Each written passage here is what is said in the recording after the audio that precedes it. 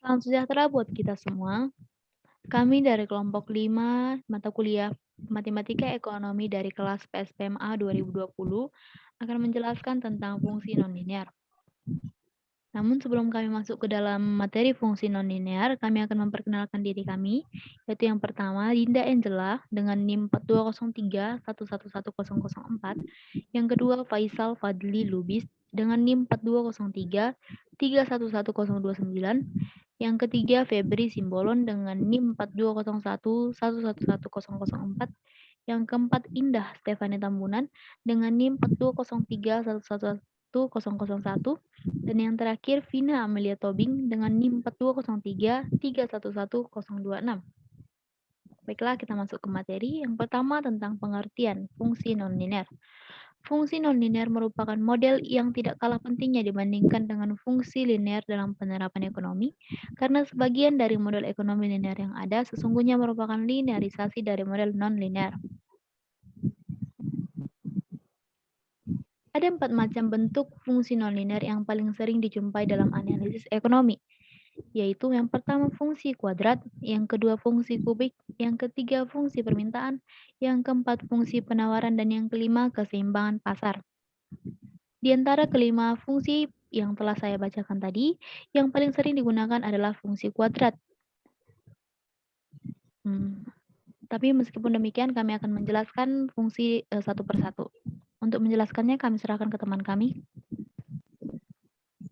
Baiklah, di sini saya akan membacakan fungsi yang pertama, yaitu fungsi kuadrat.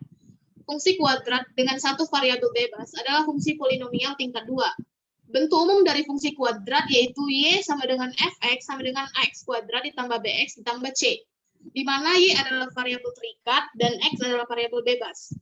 Next slide. Kemudian, terdapat dua grafik pada fungsi kuadrat. Yang pertama grafik parabola terbuka ke atas dan yang kedua grafik parabola terbuka ke bawah.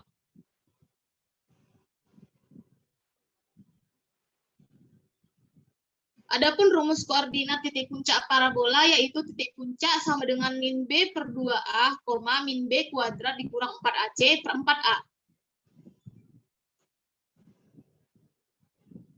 Dan yang kedua adalah fungsi kubik. Fungsi kubik atau fungsi berderajat 3 adalah fungsi yang pangkat tertinggi dari variabelnya adalah pangkat 3. Bentuk umum dari fungsi kubik yaitu Fx sama dengan Ax pangkat 3 ditambah Bx pangkat 2 tambah Cx tambah D, di mana A tidak sama dengan B.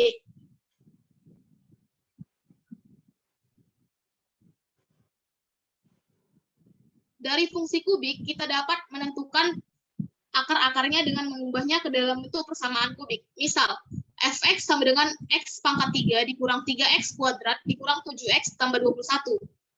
Menjadi X pangkat 3 dikurang 3X pangkat 2 dikurang 7X ditambah 21 sama dengan 0. Persamaan tersebut kita dapat menentukan akar-akarnya dengan cara memfaktorkan. X pangkat 3 dikurang 3X pangkat 2 dikurang 7X ditambah 21 sama dengan 0. X pangkat 2 dikalikan dengan X kurang 3 dikurang 7 dikalikan dengan X kurang 3 sama dengan 0. Menghasilkan X pangkat 2 dikurang 7. X kurang 3 sama dengan 0. Hasilnya yaitu X pangkat 2 dikurang 7 sama dengan 0, dan X kurang 3 sama dengan 0. Maka X sama dengan plus minus akar 7, dan X sama dengan 3. Selanjutnya saya kembalikan ke moderator. Untuk slide berikutnya, kami persilakan teman kami. Baik, terima kasih kepada moderator. Yang ketiga yaitu fungsi permintaan. Fungsi permintaan linier yaitu suatu fungsi yang menunjukkan hubungan antara variabel jumlah atau kuantitas suatu barang yang diminta dengan variabel harganya yang kurvanya merupakan grafik fungsi linier, di mana bentuk umumnya yaitu QD sama dengan A dikurang B dikali P atau P sama dengan A per B dikurang 1 per B dikali Q, di mana QD itu adalah jumlah produk yang diminta, A sama dengan konstanta, dan B itu adalah parameter, di mana B itu lebih besar dari 0.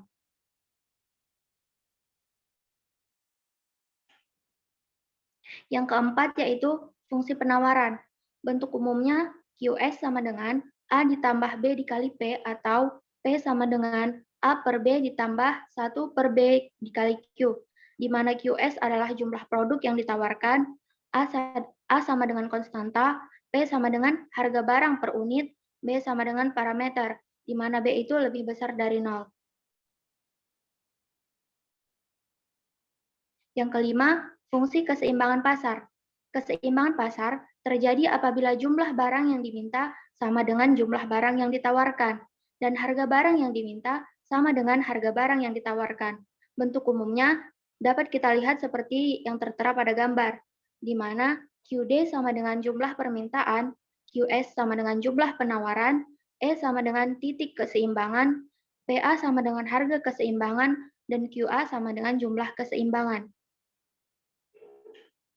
Contoh soal, 10 buah barang A terjual jika harganya 80 perak per buah, sedangkan jika harga barang A 60 perak per buah terjual 20 buah. Tentukan persamaan dan kurva permintaannya.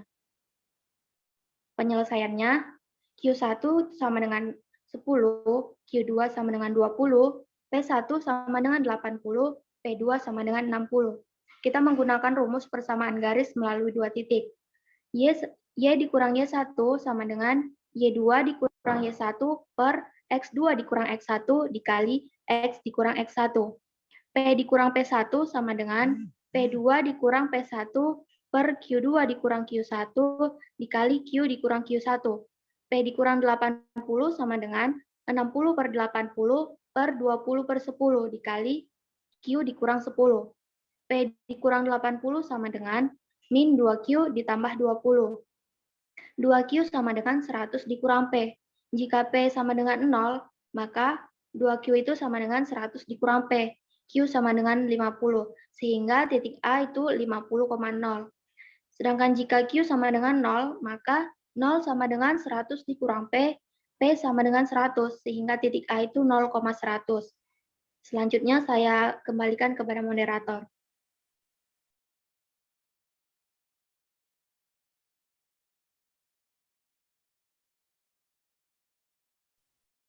Selanjutnya itu adalah contoh soal yang kedua. Apabila harga barang A Rp75, barang yang tersedia di pasar 100 buah. Apabila harga barang A Rp50, maka barang yang tersedia di pasar hanya 50 buah. Tentukan persamaan dan kurva penawaran. Penyelesaiannya, diketahui itu Q1 sama dengan 100, Q2 sama dengan 50, P1 sama dengan 75, P2 sama dengan 50. Menggunakan rumus persamaan garis melalui dua titik.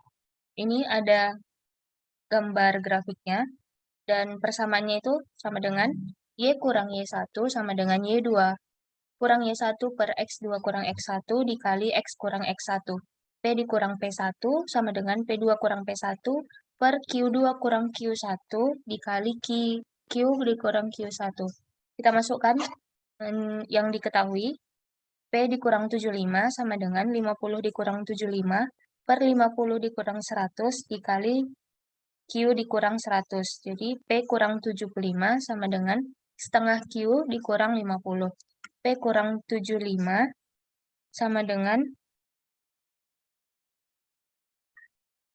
setengah Q ditambah 25. Baru di semuanya itu dikalikan 2, maka dapat hasilnya 2P sama dengan Q ditambah 50. Q sama dengan min 50 ditambah 2P. Jadi, jika P sama dengan 0, maka Q sama dengan min 50. Jadi, titiknya itu A5. Jadi, titik A itu adalah 50,0. Jika Q sama dengan 0, maka P sama dengan 25, dan titik P itu sama dengan 0,25. Sekian dari saya kembalikan kepada moderator. Baiklah, demikian penjelasan dari kelompok kami tentang fungsi nonlinear. Kami berharap semua pendengar dapat mengerti. Kami ucapkan terima kasih.